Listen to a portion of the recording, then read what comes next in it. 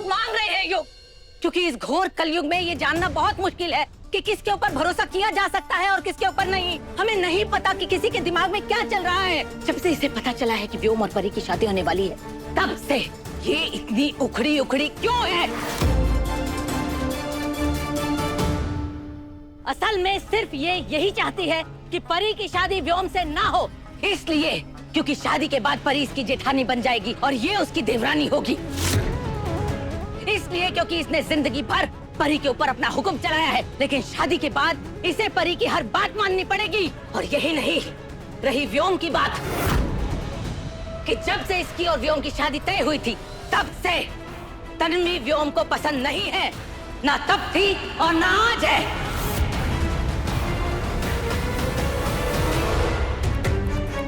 वाह, तेरी होने वाली सास तो बड़ी खिलाड़ी निकली। आप सब चुप क्यों हैं?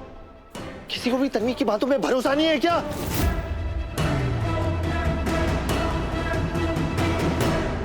जब सबूत ही नहीं है तो तुम व्योम को दोषी कैसे ठहरा सकते हो? सारा परिवार तुम्हारे सामने खड़ा है और सब चुप है। इसी से पता चलता है कि वो किसके ऊपर भरोसा करते हैं। अब चुपचाप अपने कमरे में जाओ युग, जाओ अपने दिमाग को शांत करो और फिर नीचे आके अपने बड़े भाई से माफी मांगो।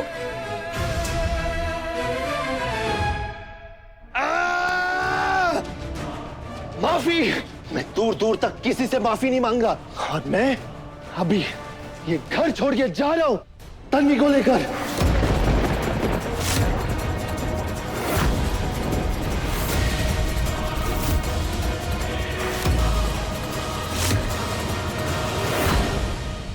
क्योंकि मैं इस आदमी के साए में बिल्कुल भी नहीं रख सकता उसे, क्योंकि मेरे लिए तन्वी की सेफ्टी आप सबको कोई भी बात प्रूफ करने से ज्यादा इंपॉर्टेंट है। चलो तन्वी, चलो। युग, रुक जाओ, मत जाओ युग, ऐसे मत कर। अरे देखो, घर में कोई परेशानी है, हम लोग आपस में मिलकर सुलझा लेंगे ना। ऐसे कोई घर छोड़ के जाता है क्या? जो कुछ भी है तू मुझे बता, मैं सबको बताऊंगी, सबको समझाऊंगी, लेकिन तू घर छोड़ के मत जा बेटा। अगर तू और तन्वी घर छोड़ के गए तो ये घर नहीं रहेगा बेटा। इनको समझाओ, मुझे नहीं। इस फैमिली में हर बार हम ही एडजस्ट करते हैं। हाँ? सुनने का मौका हमें ही मिलता है और दादा जो मर्जी आए करते रहे। इस बार नहीं आई। अक्का साहब को बोल दीजिए वो अपने बेटे को कंट्रोल में रखे, वरना मेरा डिसीजन फाइनल है। हमारे व्योम के खिलाफ कदम, और वो भी इस लड़की के कहने पर, कभी नहीं।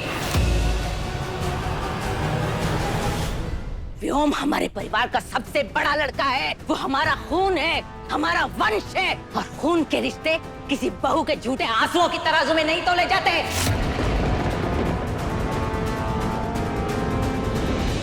कल को अगर रिश्ता टूट गया तो बहू तो चुपचाप अपने मायके निकल जाएगी, लेकिन हमारा लड़का जिंदगी भर हमारा साथ निभाएगा, जिंदगी भर हमारा सहारा बनेगा वो। इसलिए अगर बहू और बेटे के बीच में चुनाव करना हो तो हर बार बिना सोचे समझे हम व्योम को ही चुनेंगे। विषय संपला।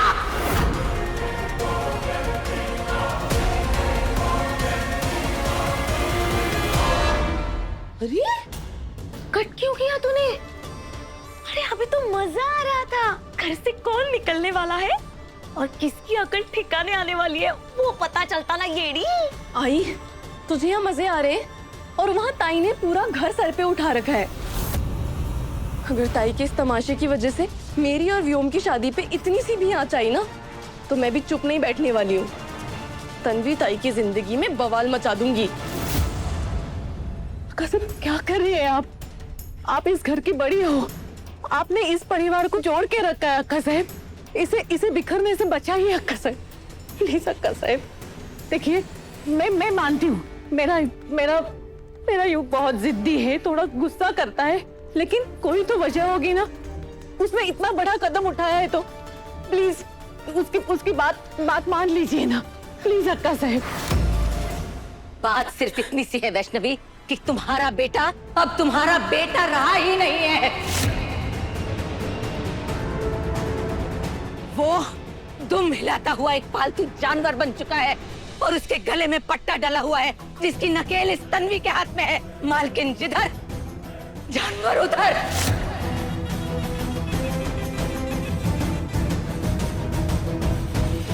बस कीजिए अक्का साहब, आपको मुझे जो बोलना है बोलिए, जितना मेरा अपमान करना है कीजिए, लेकिन मेरे पति के बारे में ऐसा मत बोलिए।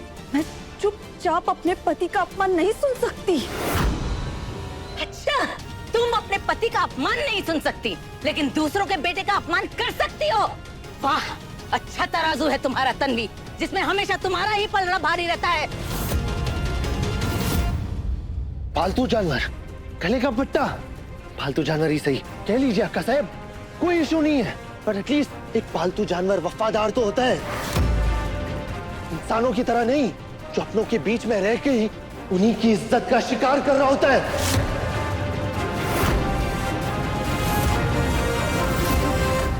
जिस घर में मेरी वाइफ को झूठा बोला जा रहा है और मुझे एक पालतू जानवर, उस घर में रुकना ना बेवकूफी है।